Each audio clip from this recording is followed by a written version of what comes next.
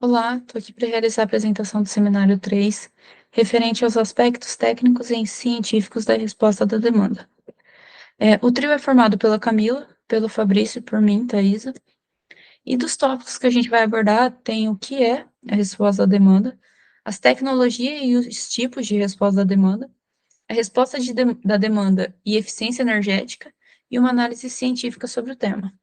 Primeiramente, é importante salientar que o Brasil está passando por uma modernização no setor elétrico. E com o surgimento de novas tecnologias, surgiram os conceitos de smart grids, que nada mais é do que uma automatização no sistema de rede elétrica, que vai permitir a inclusão de novas tecnologias. Então, aqui na figura 1, eu trouxe um sequencial de tecnologias que foram surgindo, que são responsáveis por realizar a migração da rede elétrica atual às redes elétricas inteligentes. Então, aqui, por exemplo, tem a geração distribuída, que a gente conseguiu acompanhar ao longo dos anos o crescimento que ela teve, a eficiência energética, que anda ganhando destaque também nos últimos anos, a resposta da demanda, que é o tema dessa apresentação, os veículos elétricos, que ainda não tem grande força no Brasil, mas está seguindo para ter um crescimento, e as questões de armazenamento. Então, é necessário passar por essas etapas para migrar da rede elétrica atual para uma rede elétrica inteligente. E a resposta à demanda, ela se refere ao mecanismo que gerencia o consumo dos clientes em resposta às condições de ofertas. Então, eu consigo conciliar o meu consumo de acordo com o valor, por exemplo, da energia elétrica naquele momento. Então, tendo esse maior controle, a gente consegue melhorar o sistema e reduzir a necessidade de investimento para atender uma demanda pré-definida. Então, qual a importância de aplicar a resposta da demanda no sistema elétrico? Existem algumas condições que o sistema elétrico está submetido, né? Então, a geração e o consumo têm que estar equilibrados em tempo real. Eu não posso gerar muito mais do que eu vou consumir, da mesma forma que eu não posso consumir mais do que eu vou gerar. Então, é necessário sempre ter um controle entre essas duas variáveis.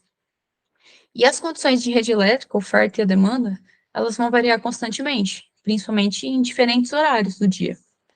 E se eu não tenho um controle fino sobre esses dados, eu posso gerar menos energia do que o necessário, então o custo da energia vai subir. Então, se eu tenho uma análise de dados que eu vou precisar gerar determinada quantidade de energia elétrica, e naquele momento não é possível, futuramente eu já tenho que pensar em investimentos, em obras, né, em novas geradoras. Então, tendo a resposta da demanda, eu consigo equilibrar o meu consumo de energia elétrica de acordo com o horário e o preço, e isso vai, consequentemente, necessitar de menos energia elétrica ser gerada, o que vai postergar a necessidade de investimento em obra, o que é muito bom. E, além disso, a resposta da demanda ele possui um custo muito inferior e tem um custo baixo e uma grande importância. Então, por isso esse tema anda ganhando tanto destaque ao longo nos últimos anos.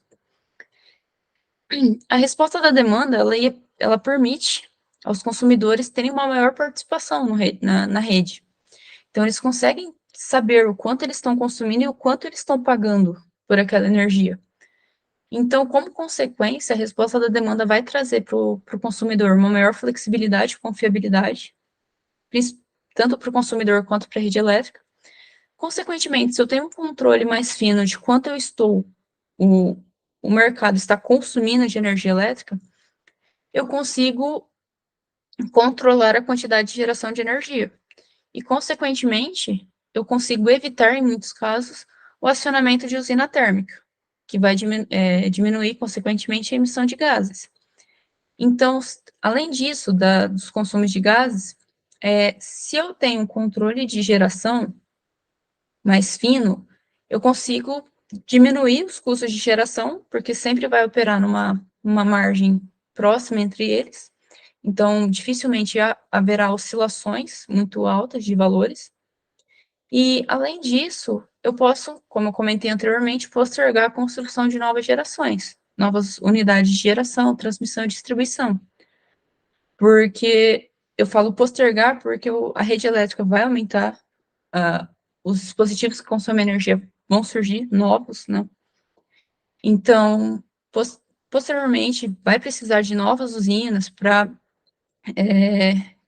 distribuir a energia necessária, mas não porque não está tendo uma análise correta, e sim porque está aumentando o consumo sequencialmente.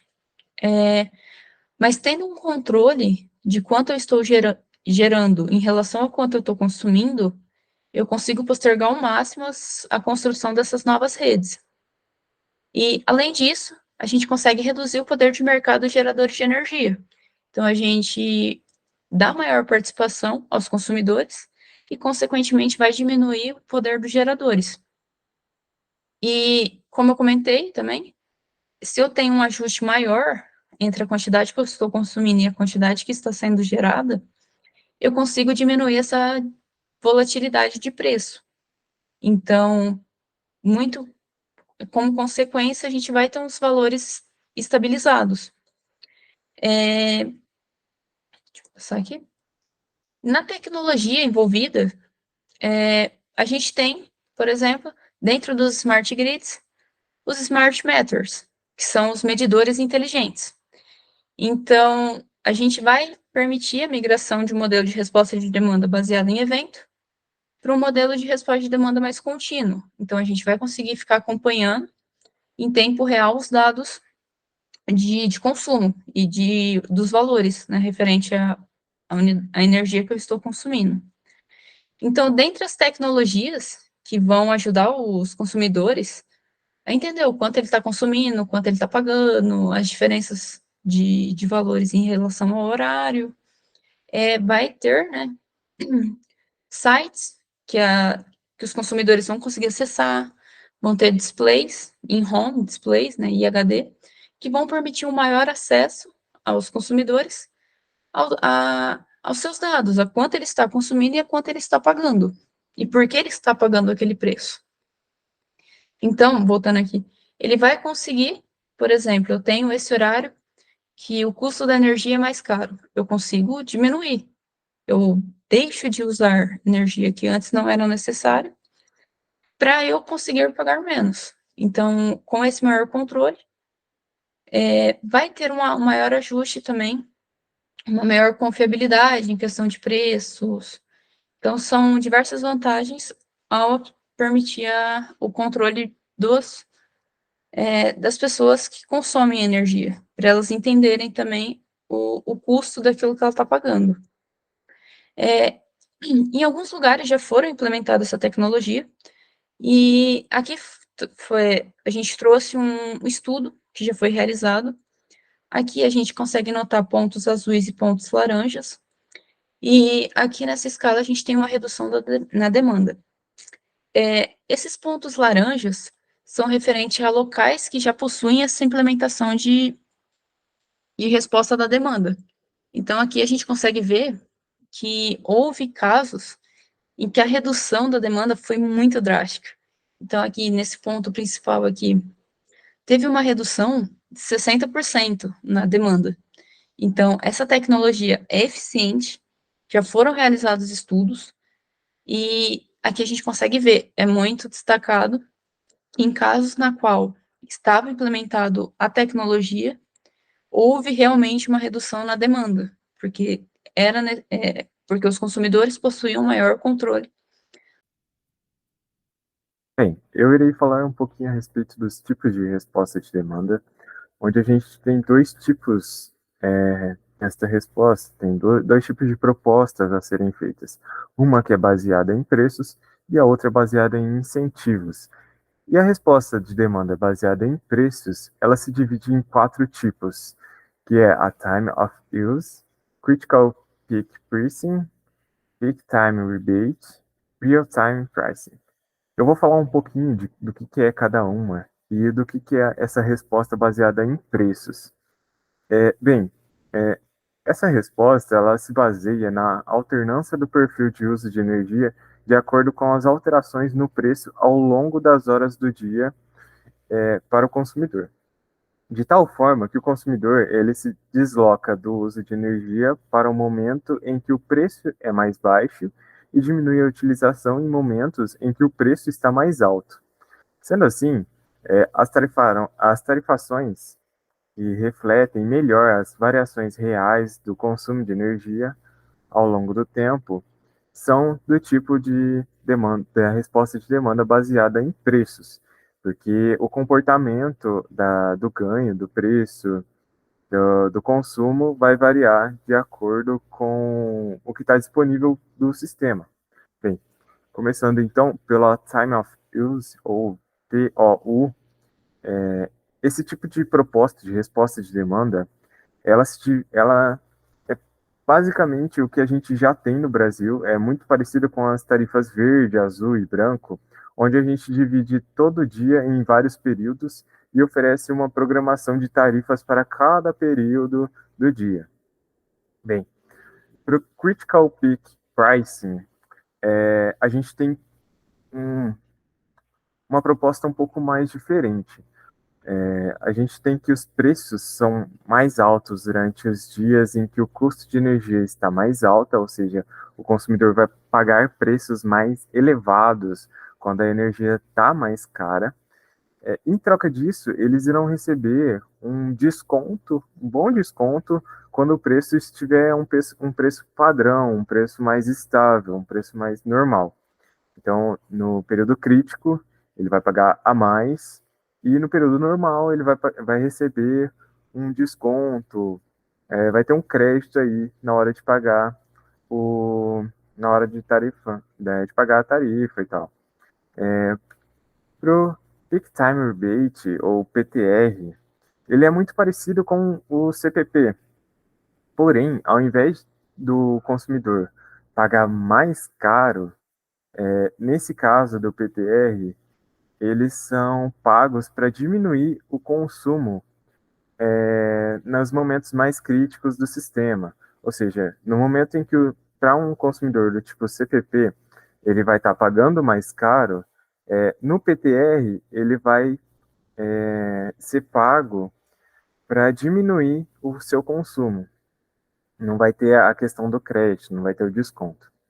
O RTP, o Real Time Pricing, é algo que se determina, se caracteriza realmente pelo significado ali da palavra, do termo.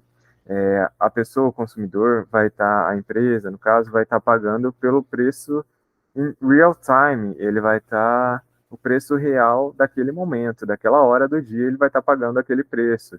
E geralmente os consumidores são avisados dos preços com um dia antes. Então, é algo que já é previsto pelo menos um dia de antecedência, ele já sabe quanto que ele vai pagar no dia posterior, com os dados certinho do dia a dia inteirinho. A gente tem essa figura, a figura 3 aí, que é a relação entre riscos e ganhos na tarifação dinâmica, que é esse tipo de demanda, onde a gente consegue enxergar um pouquinho mais a respeito do risco de você, no caso do consumidor, aderir a esses tipos de demanda. Então, o que a gente tem assim para visualizar, que é algo mais crítico, por assim dizer, é que o real-time pricing é o que tem maior risco, porque a gente não sabe quando que vai ter essa alta de preço, quando que o preço vai estar muito elevado.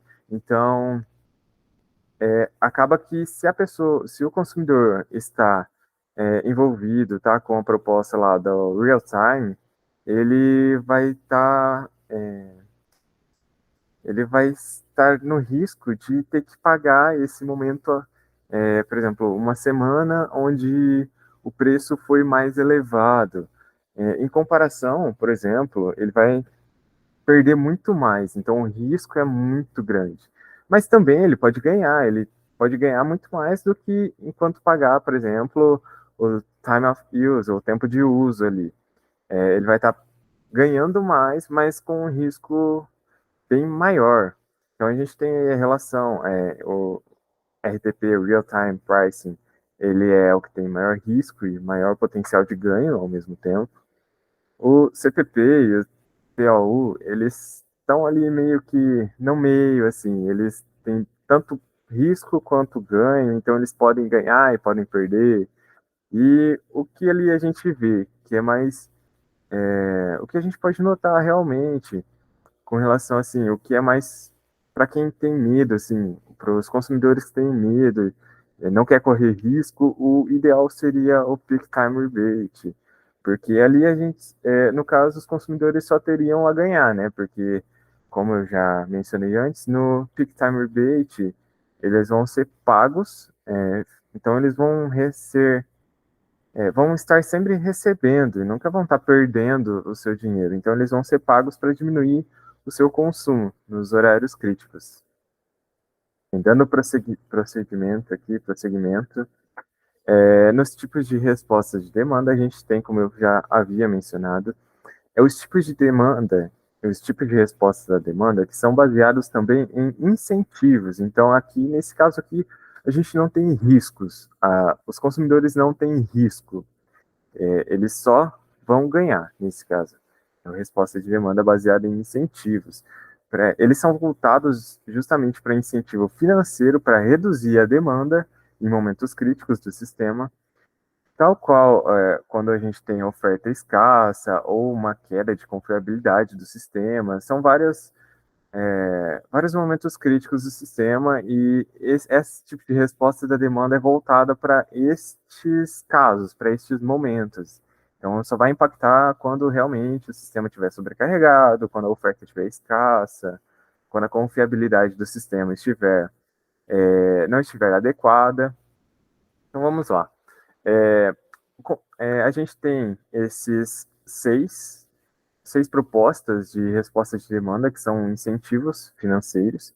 A gente tem, primeiramente, o controle direto da carga, e assim como o próprio nome já diz, o próprio operador, ele desliga ou reduz a carga do consumidor em momentos pré-definidos já é feito um acordo prévio onde o operador ele vai ter essa viabilidade de ou desligar a carga ou reduzir a carga do consumidor. Temos também a interruptibilidade, onde é a redução da carga integrada ao sistema que gera o desconto ou crédito na fatura do consumidor. Então, se mantém a mesma coisa, só que daí, quando for necessário que reduza a carga integrada do sistema, isso vai gerar um crédito na fatura. Então, isso vai ser um incentivo financeiro para o consumidor reduzir realmente a carga integrada ao sistema. A gente também tem o Demand Bidding, que os próprios consumidores, eles fazem ofertas na redução da carga no mercado de energia, sendo que eles vão entrar como substitutos de alguns geradores mais caros no despacho econômico. Então, eles vão poder entrar e participar do mercado de energia, de forma direta, por assim dizer. Temos também os programas de emergência, que, como o próprio nome diz, eles são para reduzir a demanda em momentos críticos, extremamente críticos e de emergência, em caso de contingência do sistema, e a pessoa recebe um incentivo, o consumidor recebe um incentivo financeiro para aderir a esses programas de emergência. Temos também o programa de mercado de serviços anciliares.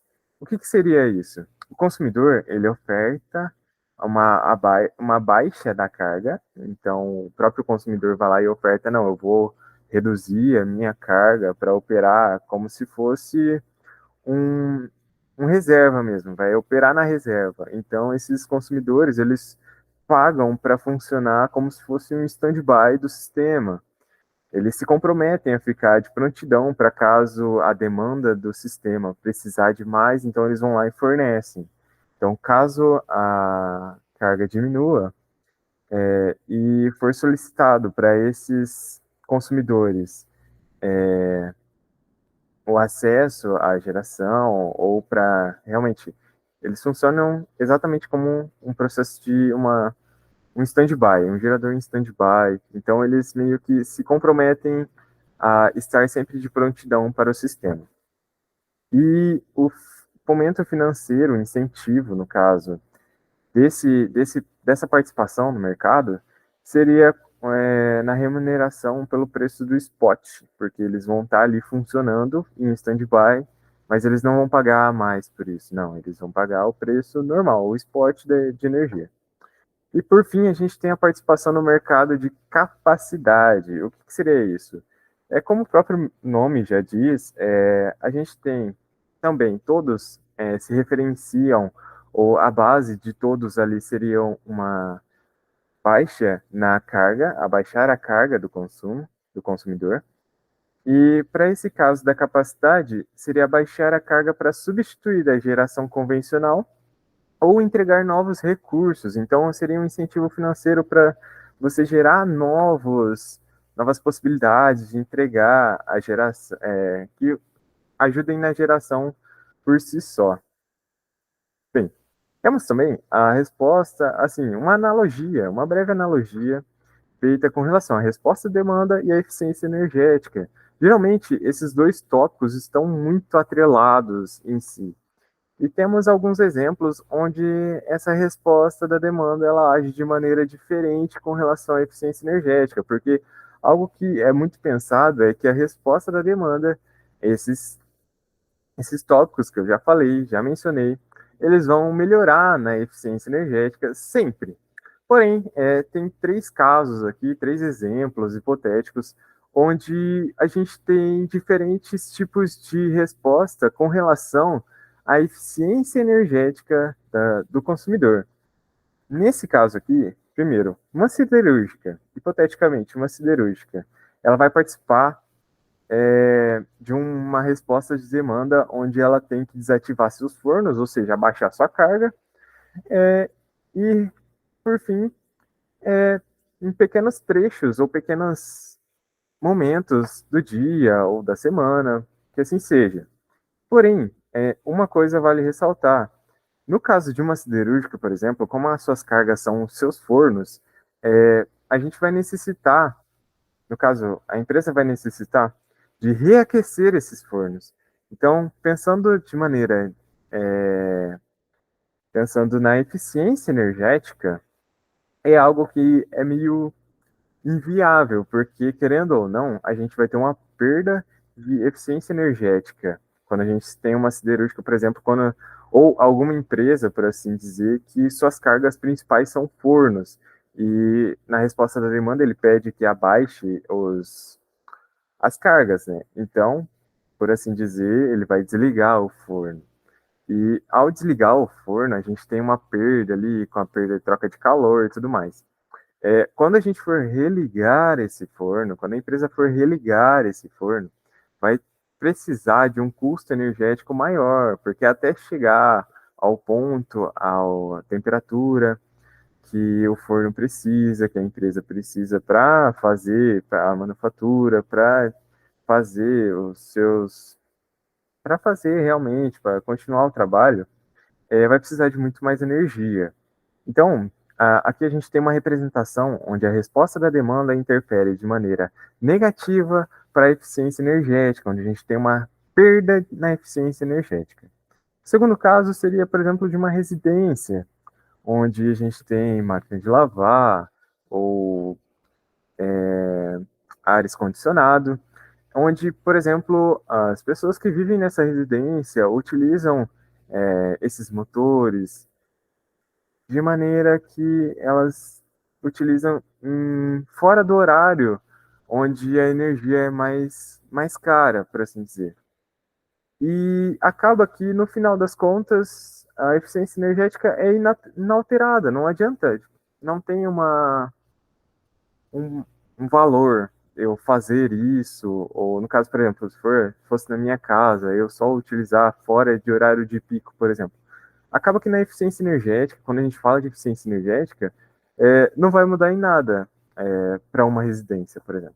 Então, aderir à resposta da demanda, nesse caso de uma residência, com esses motores, utilizando ele fora de horário de pico, não vai me gerar uma eficiência energética maior nem uma eficiência energética menor.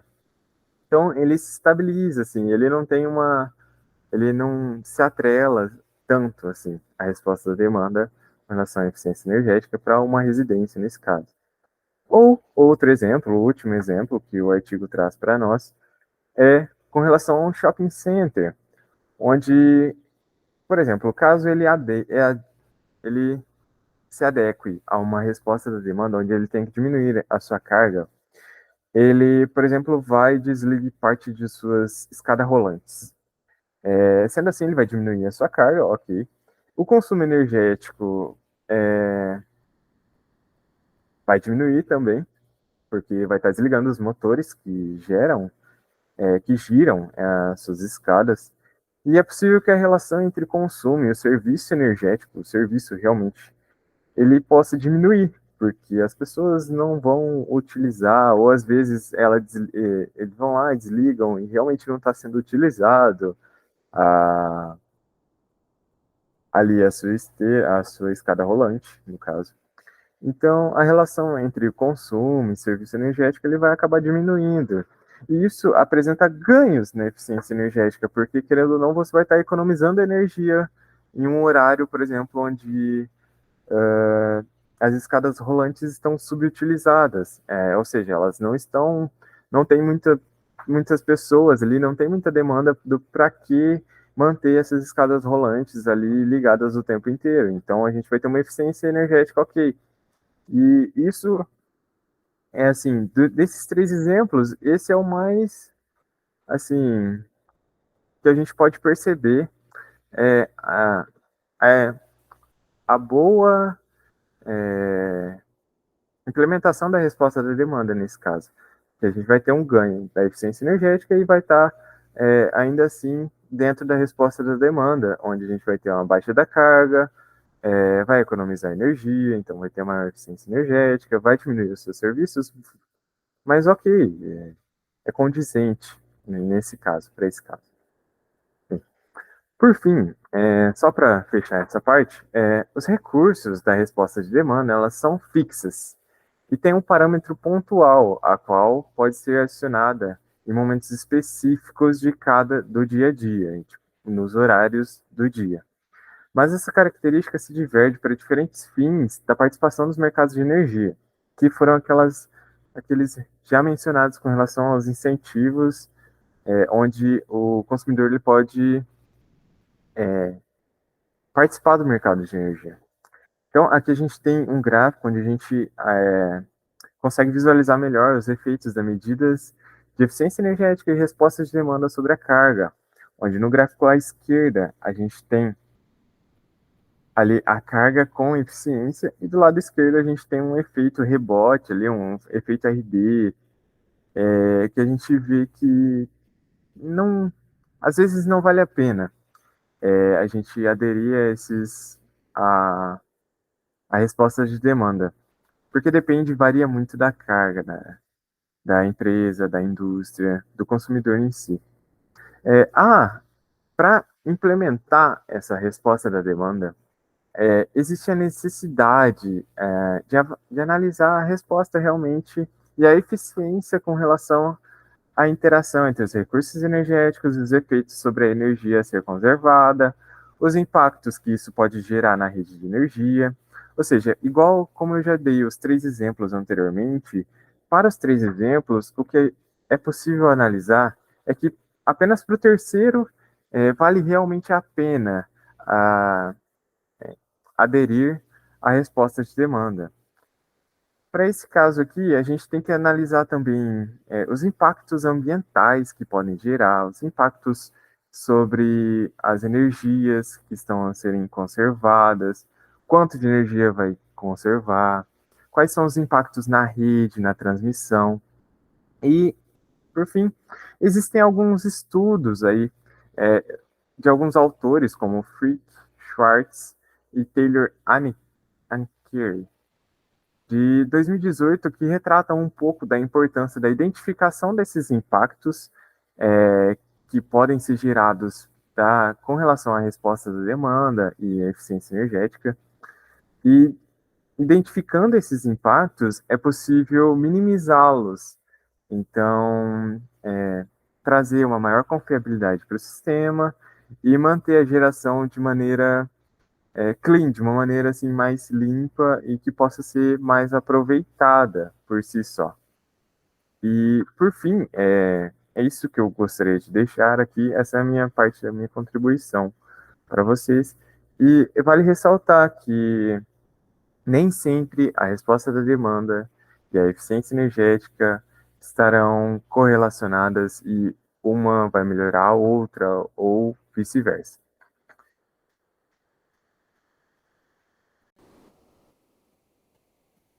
Bom, trazer então um pouco um contexto em relação a alguns artigos que nós recolhemos para fazer uma análise e iniciando uma parte um pouco mais histórica.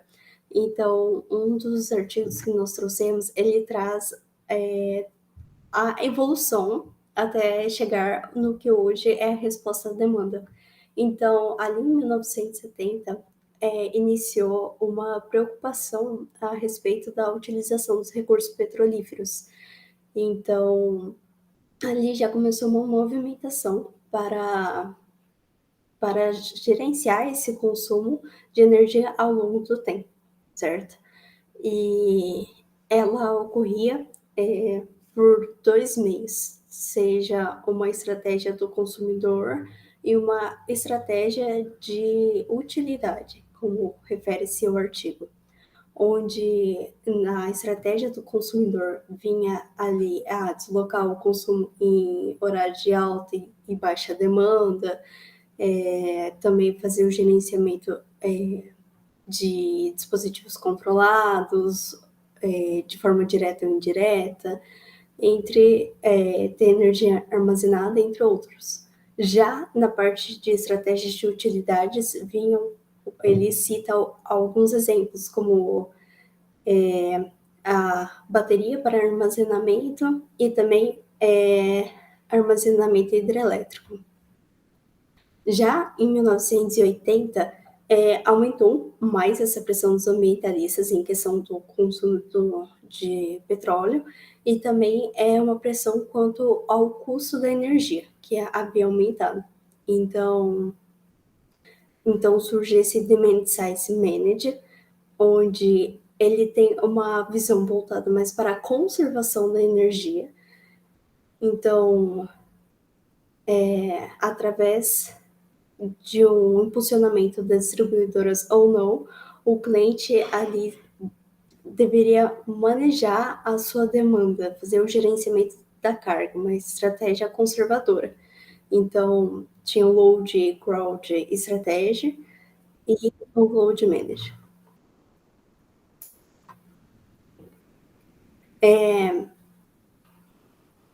E com isso, né, com essa conservação de energia, seria para maximizar o uso de energia e também adiar investimentos na parte estrutural.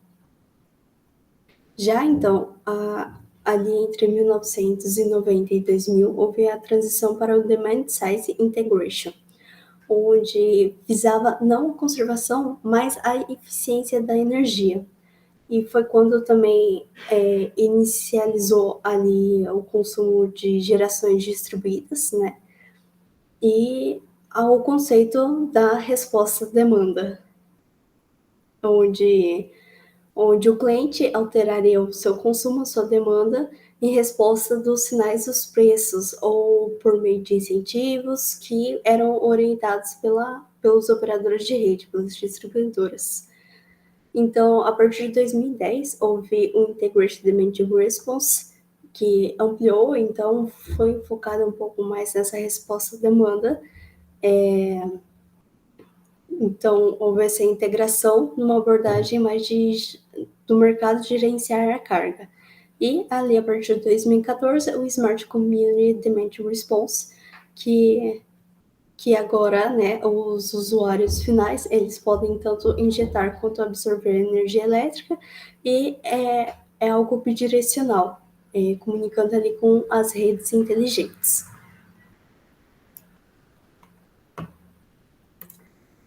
Bom, a respeito, então, em um outro artigo, ele traz tanto benefícios quanto alguns dos custos que é necessário para aplicar a resposta à demanda. Então, ali, benefícios para quem é participante são tanto incentivos quanto economia nos pagamentos. Já no amplo mercado, tem ali a redução do custo, o aumento da capacidade e também evita novos custos com a estrutura, com a infraestrutura. Já no quesito de confiabilidade, ele traz ali, então, a resposta de uma redução de interrupções, uma participação ali efetiva do cliente e também uma diversidade de recursos para a geração da energia. Já no desempenho do mercado, traz ali um menor poder do mercado, uma ampla opção para os clientes e também uma redução na volatilidade dos custos. Já no quesito de custo, os custos da resposta à demanda para os participantes iniciais. Então, teria a questão de habilitar tecnologia, de criar um plano de resposta, mas para quem já está nesse meio, quem já está com ampliado dentro do plano, então teria custos como inconveniências, perdas de negócios, reagendamentos e também a questão local. Já para os donos dos programas, teriam que, então, ter o início de uma comunicação ali, de uma reunião, criar um sistema de contas, fazer a educação do cliente e já quando esse processo estiver correndo, precisa ali da administração, do marketing e outros ramos para gerenciar. Então, são alguns custos que o sistema traz.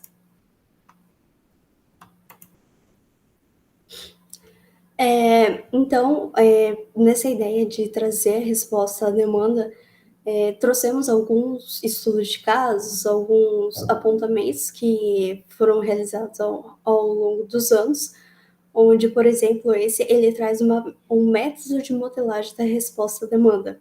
Então, ele utiliza modelos de aprendizagem para implementar modelos de aprendizagens para fazer a previsão da demanda, para então a implementação da resposta à demanda. Então, seria um step antes da própria resposta à demanda. Então, ele faz um estudo em um edifício comercial em Dublin, onde ele utiliza de 2 métodos, o Long Short Term Memory Networks e Support Vector Machines, que ambos são previsão de carga a curto prazo, sendo a primeira baseada em redes neurais. Então, eles utilizaram de 96 pontos de coleta de carga no período de um dia, em vários dias consecutivos, e também os dados meteorológicos a comparar com os dados de carga. Então, principalmente por ser um edifício comercial, tem muita questão da HVAC, então os dados meteorológicos são muito importantes. Eles chegaram, então, à conclusão que o LSTM era o melhor para lidar com dados complexos e instáveis, tendo uma base com vários dados para serem treinados. E então, essa técnica de previsão, ela pode ser usada tanto para estimar os vales quanto os picos de consumo, e tanto no dia quanto o dia seguinte. Então, vai permitir que essas respostas sejam utilizadas para a resposta à demanda.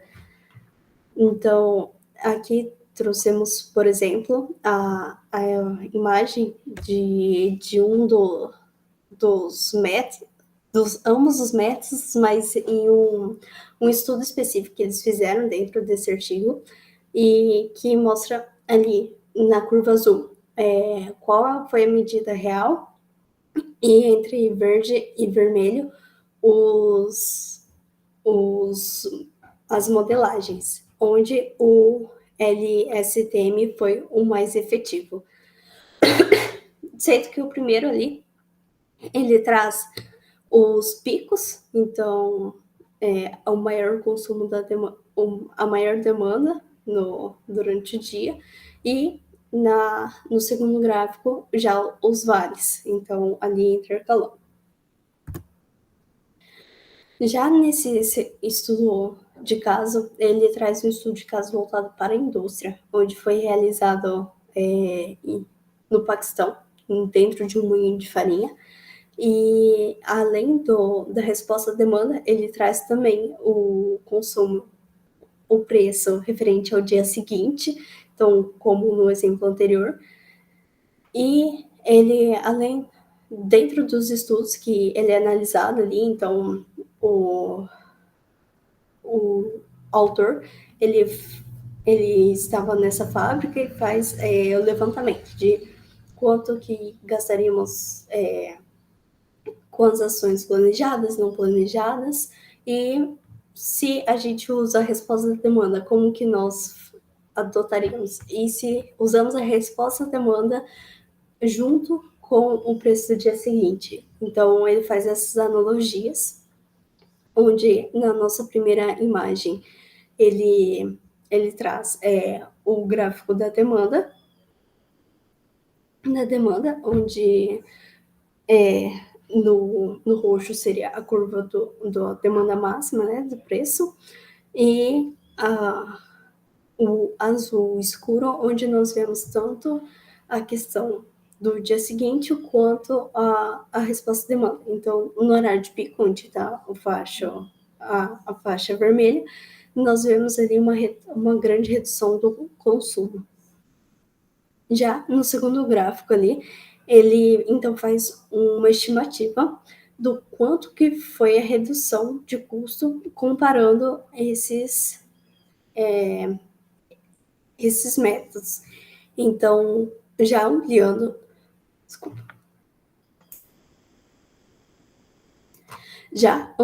para a resposta à demanda, houve uma redução de 31% ao comparar com a indústria funcionando como ela funcionaria. E quando aplica também tanto a resposta à demanda quanto o preço do dia seguinte, é uma redução de 38% no valor gasto. Então, um outro artigo que trouxemos, ele faz uma comparação, ele analisa ali ele analisa como que o cliente ele responde quando a resposta à demanda ela possui incentivo ou não possui incentivos, porque há tanto o estudo de vamos só maneirar o preço ou vamos colocar incentivos também. Então ele traz esses dois modelos com recompensa e recompensas, então que seria apenas a punição. Ele faz ali uma simulação com 3 comunidades diferentes. É um estudo assim bem amplo, e sendo que nesse primeiro gráfico ele traz com as recompensas e no segundo sem as recompensas. E onde no primeiro ele consegue equilibrar, até falando um pouco das conclusões do artigo, ele consegue equilibrar muito melhor, a resposta da demanda ela é muito mais abrangida do que quando não há nenhum tipo de incentivo. Mesmo que essa diferença seja pouca, até porque quando a gente olha nesses dois gráficos, que é um pouco difícil de visualizar, mas traz ali uma diferença, e nesse artigo eles trabalham bastante nisso. Então, em conclusão, quando há incentivos, a resposta à demanda ela é muito mais absorvida pelos clientes. E já um outro estudo que trouxemos foi em relação ao Smart Home, como o pessoal já relatou bastante aí anteriormente, mas esse estudo é um estudo que foi realizado na China e ele tinha ali com a proposta quais seriam os impactos da Smart Home na resposta à demanda, em termos tanto de carga quanto do custo da energia. E é um estudo bem legal, assim, porque amplia muito a questão da população. Então, ele faz referente a pesquisas do comportamento de consumo de energia doméstica e alocação de recursos, realizado lá em 2016, onde faz um comportamento muito grande, mora sozinho, mora com mais uma pessoa, qual o tipo de grupo que essa pessoa se refere. Então, é um estudo bem complexo, assim, que trouxe resultados muito diversos para esse estudo. Então, ele faz, com base nessa pesquisa, uma simulação do comportamento tanto do preço quanto das demandas. Então, por exemplo, uma pessoa sozinha vai utilizar uma máquina de lavar a roupa uma vez por semana, por exemplo. Um grupo familiar utiliza muito mais. Então, vai alterando. Conforme o grupo, altera a demanda. E ele traz para a gente, então, uma faixa de redução do pico de energia nas estruturas domiciliares, uma variação entre uma redução entre 5,5% até 56,4%. Então, é uma faixa bem grande de redução.